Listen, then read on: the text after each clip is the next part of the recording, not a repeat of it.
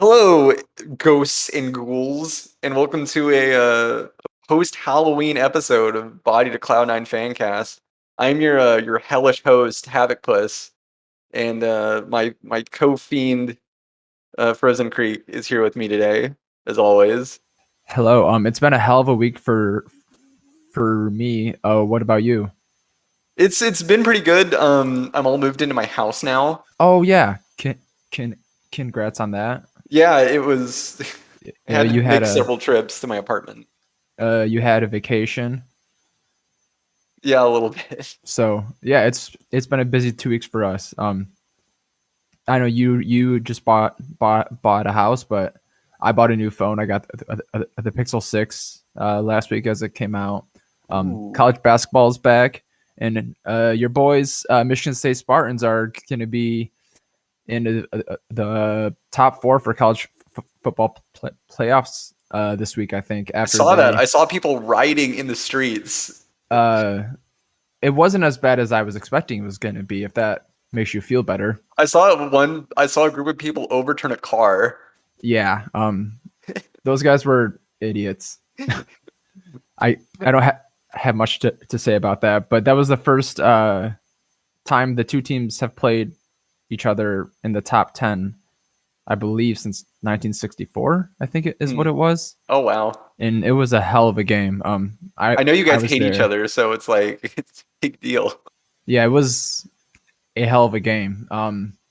I was there. My voice is back, but it's not like consistently like okay. Um, but no, it was a hell of a game, and we have a bona fide a bona fide Heisman candidate now. So Oh, that's pretty you good. can't ask for much more from a week of football. No, you really can't. Sounds like a pretty great week of football for you. Um, Yep. Yes, it was. Cloud9's was more of an up and down, but we're gonna talk about the up first, Yeah. since Yeah. Let's start there. since it actually just happened. But Frozen, the Valorant team, we've been waiting for this Last Chance Qualifier thing to happen. We've been eagerly on the edge of our seats trying to like see, like how we're gonna shake out.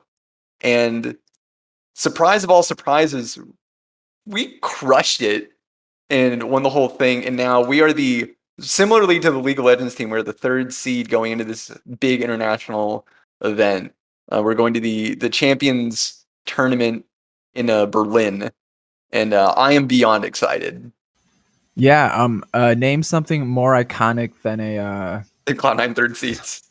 Cloud9 being third seed, Cloud9 running a gauntlet to make it to a World's tournament, That's just and our MO at this Cloud9. point. It's really weird how Yep. we're really good with lower bracket runs. It's just in our blood. It is. Even back to um the the major win that was from a lower bracket, I think, right? I think so. I think you're right. Mango's Um, big win at the Big House tournament. It was from a losers bracket. yeah, It's just there's something in our blood that's built different. it's something's in there. It's really weird. Yeah. Um, So when does the tournament start then? um, it's in December, so it'll be next month. Okay. I believe that's what I saw. But our boys put on like gauntlet because we basically had to fight every single good North American Valorant team, like back to back. We had to face version one. We had to play against Genji. Um, we had to 100 play Thieves. what? Or did we also play 100 Thieves? Yeah. I was gonna say that. I was gonna Oh, say I'm like trying to do it in order because we played version one in our first match. We played Rise in our second match and lost them to get to the lower bracket. We had to then play Genji. Then we played 100 Thieves. Then we played Exet. And then we had to play Rise again in the finals. So it was basically just a who's who of Valorant uh, in North America, and we beat them all. and they were pretty great wins too. I think the 100 Thieves series was the only one where we maybe dropped a game in the series. Yeah, and it is a big deal because it seemed like a few of those teams had kind of passed us over for rankings, I guess, and competitively too. Yeah. I think it was like version 1, like they beat us to go to Reykjavik. Mm-hmm. And beating them was kind of a shock. 100 Thieves was like, it looked like the tournament favorite. Um, Us beating them was really awesome, but I think that part of it was that I think before this event, they got rid of Steel and they replaced him with Boy. So, like, you're getting rid of your IGL or whatever to have this new player come in, like, just before a big tournament starts. That's going to hamper your team no matter what happens. We had to play Xset, which Xset's considered one of like the top 4 teams in the region. And Rise really surprised me because I didn't think that Rise was going to be that good, but Yeah, me Rise was neither. that good. But we 3-0 them in the finals. We even like 13-0 them on map 2. We were playing split. We did Holy not shit! drop a single round. Wow. The team just played great, and I think that this team is really what a post tens Cloud9 Valorant roster really is, and this is what we need to be looking at and using. I think that the team is. I think Vanity is our IGL, and how Vanity calls is great. I think everyone is mechanically good. Mitch looks phenomenal, and he's the only mainstay left. But I think we should still keep Mitch because Mitch is a tremendous supportive player. Uh, Zeppa, insane. Leaf, obviously insane. Zeta, our 200 ping warrior, he is a phenomenal Sova, and then Vanity, of course, leading the charge. The team just looks on point, and I think what's really great also is that they're able to kind of play each kind of agent. Like everyone seems pretty flexible, so everyone can kind of go through a few different agents, and so there's a really nice overlap. And we have some edges too. Like it seems like we're the only team that's really playing KO. No one else seems to really like playing it, but we play it a lot, especially on Breeze. So it's great to see that we kind of have this pick that no one else was really using, and we're finding a lot of success with it. So everything that C9 seems to be doing with the Cloud9 Blue Valorant team is really popping right now, and I'm really glad to see this team putting in this hard work and like putting in this hard work to build this roster and have it succeed. So I'm really proud and I'm really excited to see how we're going to do in December. Or yeah. So, who would you consider the MVP from this tournament? It's so hard. Everyone had such good moments. I think I'm have to get a. It's either for me. It's either going to be Vanity or Zeppa, because Zeppa had some insane shots and he did some insane clutch plays. And I think Vanity and I guess Leaf too. Like I said, that core from Chaos Gaming back when they were playing together in CS. Those 3 really did some insane stuff, and part of that was supported by Zeta and Mitch being able to kind of really prop the team up, playing more supportive agents. But yeah, I think everyone played really really well, and they definitely deserve this win. And I'm really hoping that they can elevate Cloud9 Valorant in the on the international stage come December. Yeah, so we join Tens and Sentinels, and also Team Envy for the tournament. How do you think our chances are going into it? I don't know. I haven't paid attention a lot to the international scene, so I'm not sure how like teams from Europe are. I know the European teams are probably going to be a bit favored. Obviously, you have Hens and Sentinels, which are still like one of the top teams in the world, just because of how insane they are. Um, I can't fault that team and how well they play together. So they're going to be a favorite probably. It's going to be a fun event. I'm really looking forward to just watching it and watching some really good Valorant, because when you have really good Valorant, it's a really exciting, fun thing to watch. It's kind of like CS:GO, where if the right match is there, it's entertaining and fun. I haven't really watched CS a lot since we dropped out. But I think with Valorant, it's a bit more accessible just because you have some more fun mechanics, quote unquote, with like abilities and everything and how the maps work. So I guess I prefer Valorant a little bit more than CS:GO. So I'm looking forward to it. I think it's gonna be a great event. Yeah, it should be fun. I guess maybe I should start trying to play Valorant now. I never really got into it because I only play gun games in CS:GO. If you're I'm not used a to if you're used to people yelling at you at CS:GO, you'll fit right in for Valorant because people would still yell at you. Yeah, I'm not much of a FPS guy. I cannot do that stuff very well, so Yeah, it's very difficult. I can't say I'm missing much. Or or they're not missing much by not having me play Yeah, it, but exactly. it might be worth a shot at some point in Yeah. time. Sounds fun. But I guess we can move on to League of Legends stuff. We may not talk about this match a lot just because it was a pretty swift kind of 3-0 loss, but we did play against Genji at Worlds. Um, do you have any thoughts on it? It was kind of a quick series, and I don't think there was really much to note uh, exactly how we lost. Um, I I I don't really have a ton of thoughts on the actual game, just because it was honestly for how painful it could have been. It was pretty quick and painless from a loss Yeah. perspective because it was over as fast as it started and it was just done. I really don't think anyone had a good day. Fudge, maybe just Fudge, but the weird thing is that I think on a different day, we could have won a 5 game series against them. It's just that it was one of those days that we came out flat, and sometimes No, yeah, it just goes I that way for 100% us. I 100% agree.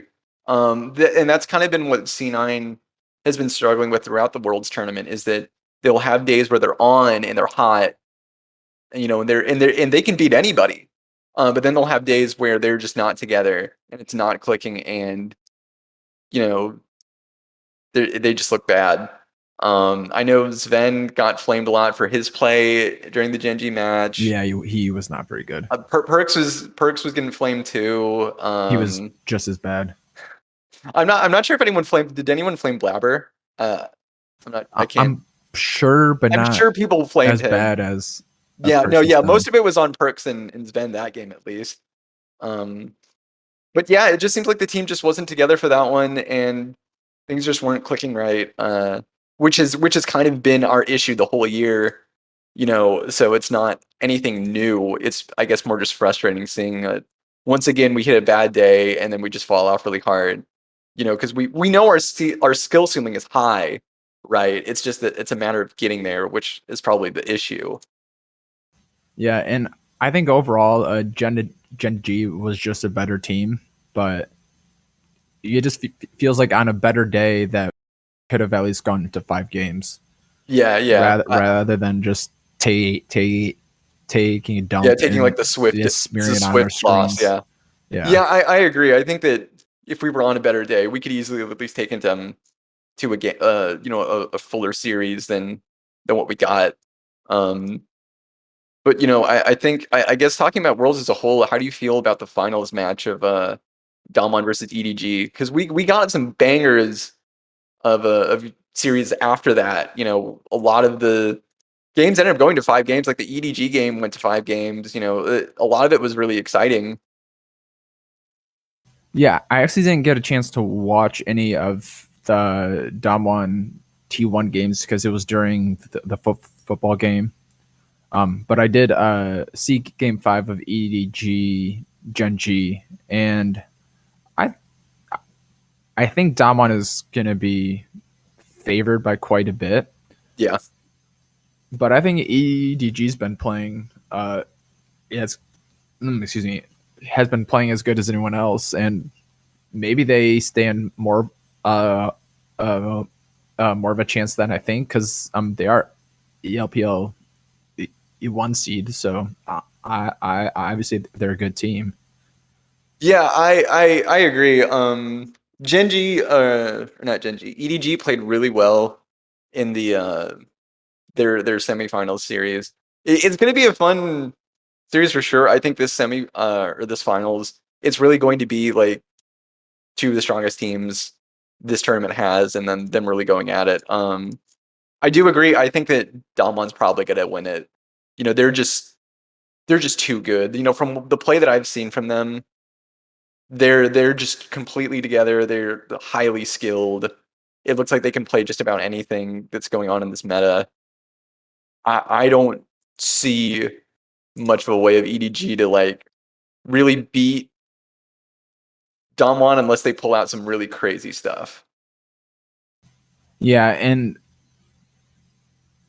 I guess it's not surprising because Damwon was the expected favorite coming in.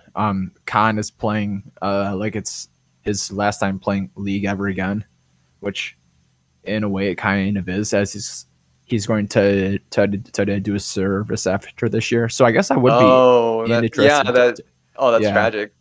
yes. So it would be his first world's title too. So for someone who's been so dominant for so long, I think it would be a good send Yeah. off for him. I guess it does open the possibility that Damwon has to make another top lane change in next year, and I don't think that there's an obvious replacement this time. So that's something to look forward to, I guess. But I think they're just too good still. Yeah, I agree. I think that, you know, you can probably stand for Damwon. You can probably stand to slot in a new player. And if you keep that, if you manage to hold on to the four other players, hell, even three of the other players, you still probably have a world's caliber roster. Um, but it's going to be a good match. I'm excited to watch it. I don't really have much else to say on Worlds, but I do want to talk about sort of the aftermath that's kind of happening now that Yeah, off season Mageddon has officially kind of started. yeah, it's already a bloodbath. Yeah, like Sword Art is apparently not gonna is supposedly not gonna be on TSM this And season. Bjergsen too. And Bjergsen is leaving the hallowed halls of TSM to go elsewhere. No one knows for sure where. Um, you know, Perks, of course, and this is probably what we're going to talk about a bit more in detail. But Perks is going to be leaving. He is cited, quote unquote, due to family reasons, which is fine. You know, if you're homesick or if you need to be close to your family, I'm not going to blame you for that. You know, I guess I'm more just. I am. It was all a ruse to get to get to vitality. Yeah, this year. Yeah, it was the only way. He had to trick Carlos into letting him go to Cloud9 only so he could go to Vitality.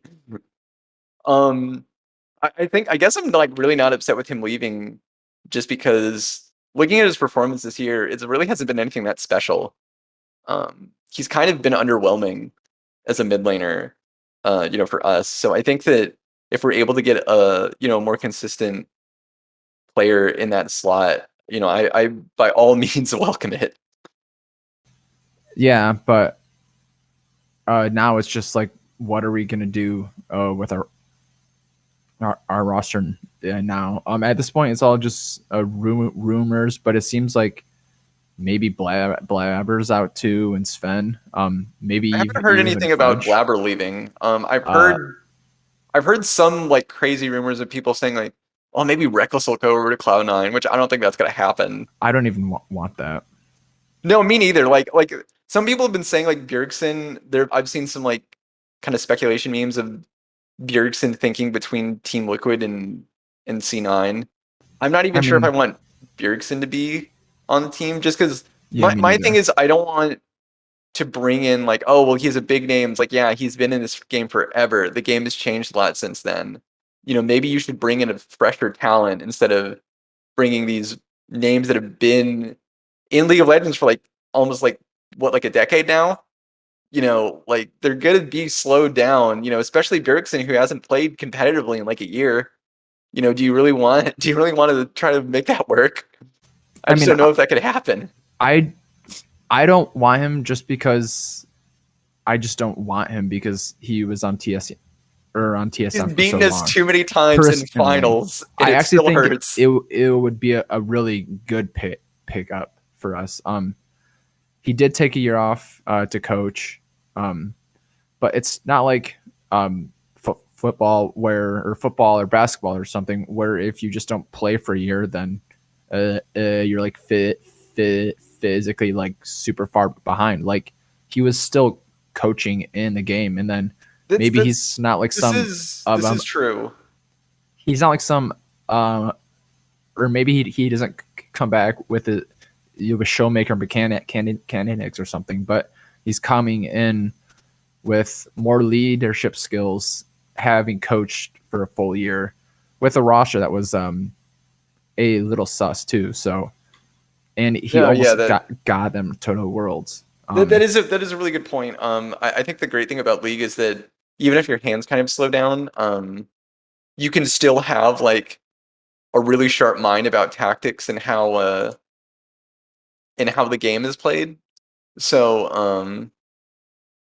I think that he is super knowledgeable about the game, and I think that would be really useful. Um,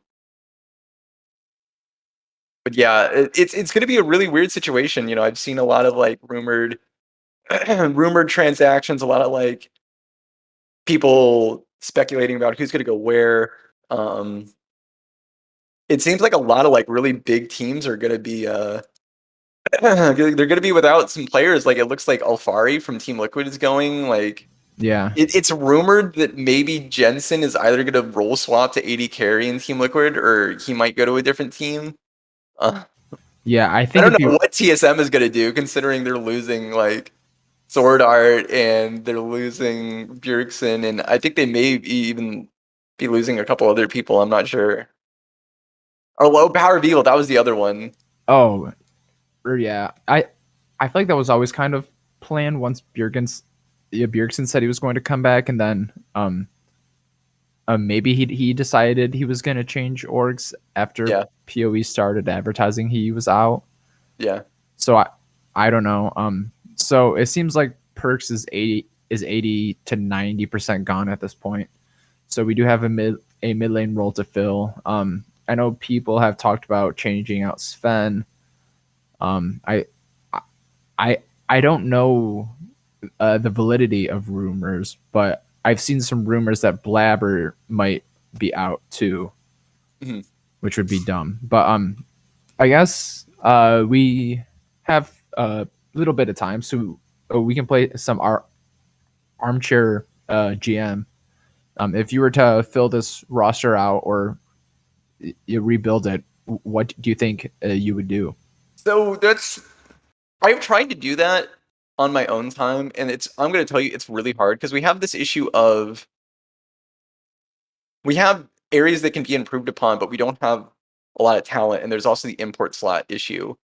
Um, I've tried to think like, well, who can you get if you like someone goes? I think, and one option that I thought of was you either. I think if Sven gets his green card and he'll be an NA player, I say keep Sven for team synergy. You can get, since Perks is leaving, you can get like Larson or maybe Power of Evil. I'm not sure if we would really want Power of Evil, but like you can get like Larson, or you can get like a really good EU mid, or hell, maybe even a Korean mid, even though the language issue would maybe muddy things a bit. And then I think maybe go in a different direction in jungle. I would, if we could get anything, I would say try to get Elyoya, because I think Elyoya is like one of the best EU junglers, and I think we just need a different change of pace. Blabber has been really great for C9, but my biggest issue with him is that he's just a really aggressive jungler, and he really seems to only thrive in certain metas, and he's not really changing how he plays and how he approaches the game, even though the game is constantly changing. So he's just going in with this one style of we're gonna fight, we're gonna win, and then we're gonna win the game. And it doesn't seem to apply a whole lot of tactics and sort of like macro, like tactical thinking. So I kind of want a jungler that's more on the side of playing the map rather than just trying to play for aggressive fights in the early game. So I think maybe someone like a Leoya maybe would be better than that for that. And then you obviously keep Fudge because he is one of the best top laners in the region. So that's kind of where I'm thinking. Realistically, I think it's probably going to be keep Fudge, keep Blabber, find a replacement mid like Larson, or if you're gonna get Bjergsen, you can get Bjergsen, I guess. And then in the 80 carry slot, if Sven wants to stick around, that's fine. If not, I don't know who you'd really get. You could maybe try to get Reckless or Han Sama if you could, but I don't know if that's realistic. Or Carzzy. Or Carzzy. That could be good. Possibly an option. Yeah, like that's probably realistically how King. Yeah, if King like wants to come back, yeah. I think realistically those are the only that's how it's going to shake out. But yeah. Yeah, I mean it also depends on what starts happening around the league. Who's the 80 carry? What is it? Is it Dig? Are you talking about Danny? No, the other one. I'd love to have Danny, by the way. Oh yeah, just saying, Danny's great. No, the other rookie-ish one who played with from all year. I can't remember his name.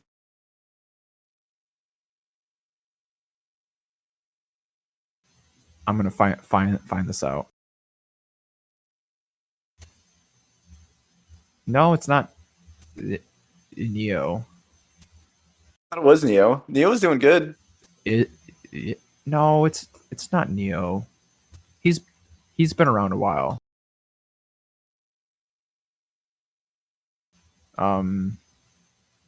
Johnson, FlyQuest. Oh, he's in FlyQuest now. Johnson would be all right. I think like this year he was struggling a lot though. Well, yeah, but he was on also on FlyQuest. A garbage team. That's fair. Bad supports. Yeah, he was on FlyQuest. That's fair. So I think there are a few ways to go about this. Like you could build a mostly a North American team, and then fill holes. Yeah. Next year, so which could possibly be like Fudge, Blabber, some mid laner. You could do Sven, King. Maybe I think the AD slot is probably the one that has the best, like, in terms of number of options that you could take. There are a lot of good ADs that you could theoretically get if the price is right and you're willing to like deal. Yeah. If you're really bold, you could possibly call up XU from Academy Jungle or Amateur Jungle. That would be a super bold move. In Wixie, who actually seems like, I'm not sure how old he is, but maybe he has some potential to make it. I really think that you need to keep Vulcan, Blabber, and Fudge at all costs, though. No, I agree. You have to keep Vulcan and Fudge. But Blabber is also he's also like on pace to like be possibly the most decorated North American player of all time. Like, yeah, I don't know why people are happy to write him off. Obviously his coachability has been somewhat of an issue, but I guess it comes down to if we change coaching staffs, who we bring in. If you want an absolute clown fiesta, pull up Copy, have Copy play mid, and Copy's not that bad. Like, Copy and Blabber coin flip level 1 each. Oh game. No! Don't give me the double coin flip. coin flip it level 1 each game. Yeah, I think that maybe if we want to go out a bit further, I could definitely see us doing some coaching staff changes as well, because it seems like this year there was a bit to be desired in terms of just the overall coaching of the team. It felt like we never really fixed any of our issues that we had, and we didn't really grow as a team. And then in the coaches, it seemed like we're trying to be like, okay, we're going to try to do this, and nothing would seem to really work. So I'm not sure if that's more on the players having struggles with trying to be coached into a certain direction. I'm not sure if it's the coaches just not being very effective at coaching the players and getting the players to be more malleable and shifting with how the game is shifting.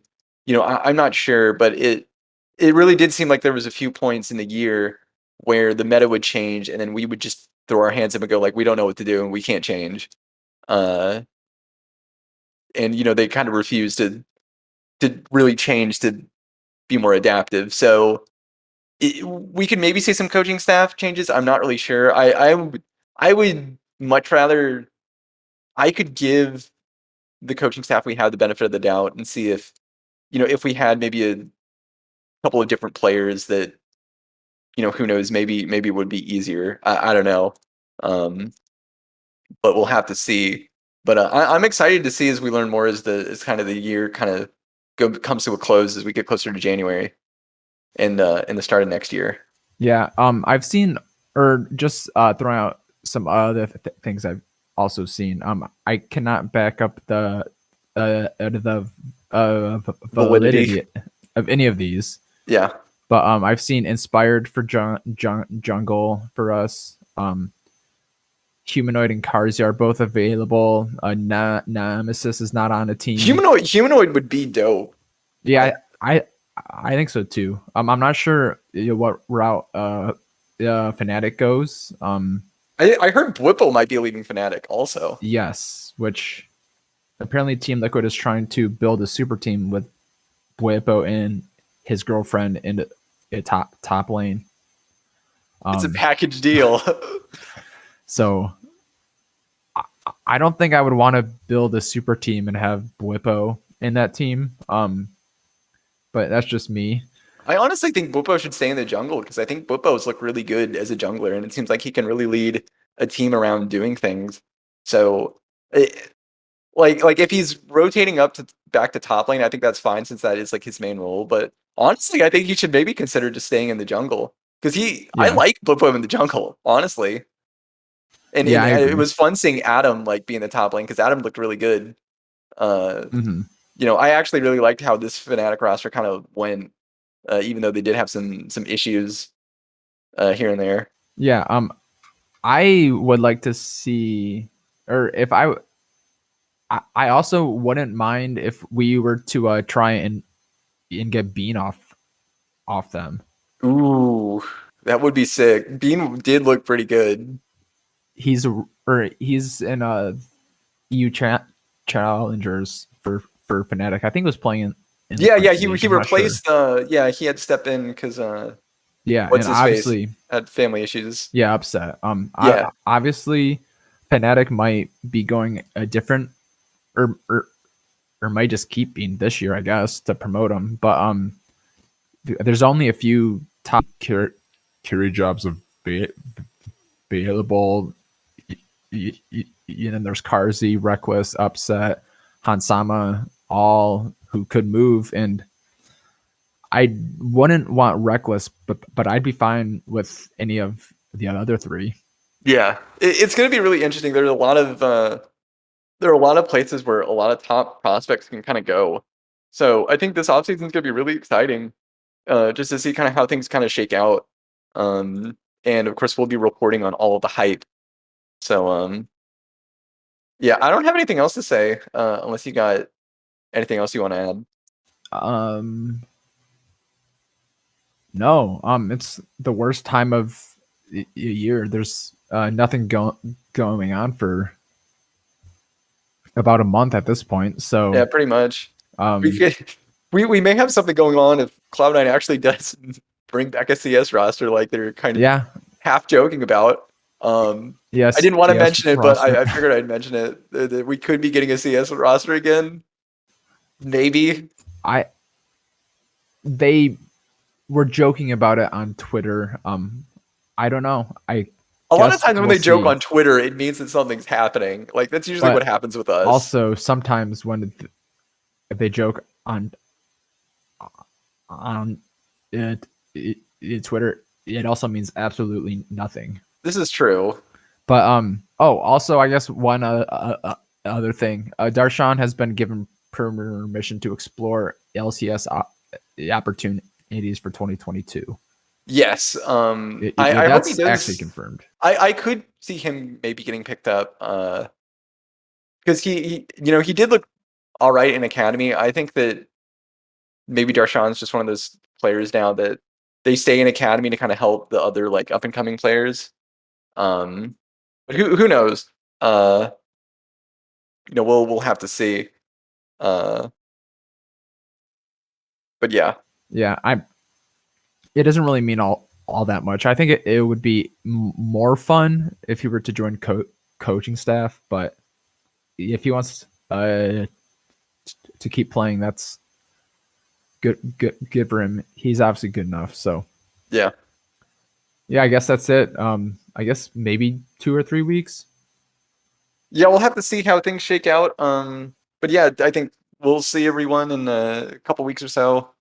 And yeah. That's about it. Bye, guys.